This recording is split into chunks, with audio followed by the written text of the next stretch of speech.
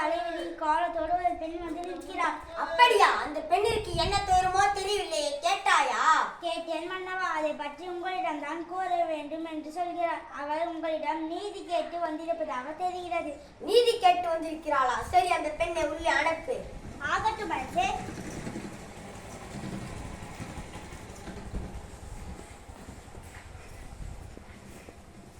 இளங்கோடி போன்ற பெண்ணே, நீ யார்? அது கண்களோடு எம்மை காண வந்த காரணம் என்ன? உனக்கு என்ன வேண்டும்? ஆராய்ந்து நீதி வழங்கிய மன்னனே, என்னையா யார் என்று கேட்கிறாய்? சொல்கிறேன் கேள்.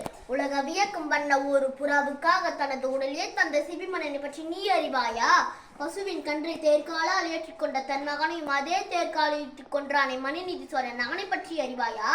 பெண்ணே, நான் கேட்ட வினாவுக்கு நீ இன்னும் விடை கூறவில்லை. அதை விட்டு விட்டு நீ வேற எதையோ கூறிக்கொண்டிருக்கிறாய். இழப்பின் அருமை தெரியாத மன்னனே, என் நிலை அறியாமல் தானே இப்படி பேசுகிறாய்?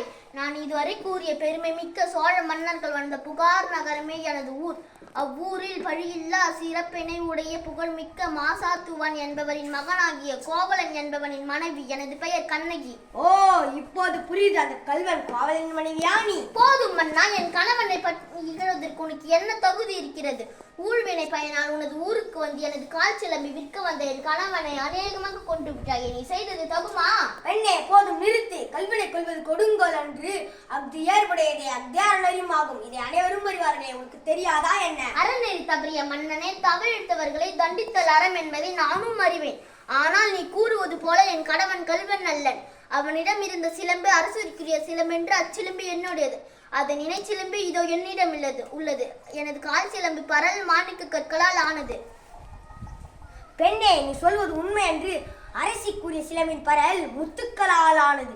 ஆண்டோர் நிறைந்த இந்த அவைதனிலே அனைவருக்கும் உண்மை உணர்த்துகிறேன். யார் அங்கே? கோவலனிடமிருந்து பெற்ற சிலம்பை கொண்டு வா.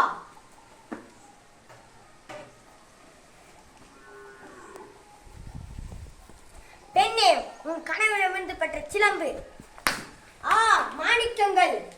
நீதி தவறாதவன் என்று போற்றப்படும் மன்னனே, ஒரு தவறும் செய்யாத என் கணவனை கொண்டது உனது அறநெறி கிழக்கு என்று இதோ மெய்ப்பிக்கிறேன். இங்கே பார். தவறெடுத்து விட்டேனே, பிற சொல் கேட்டு பெரும் பிழை செய்து விட்டேனே. யானோ அரசன், யானே கல்வன். இதுவரை என் குலத்தில் எவரும் யாத பழி சொல்லுக்கு ஆளாகி விட்டேனே. இனிமேலும் நான் உயிரோடு இருத்தல் தகுமா? இனிமேலும் எனக்கு வெண்கொற்ற கொடையதற்கு செங்கோல் தான் எதற்கு? என் வாழ்நாள் இன்றோடு முடிவதாக.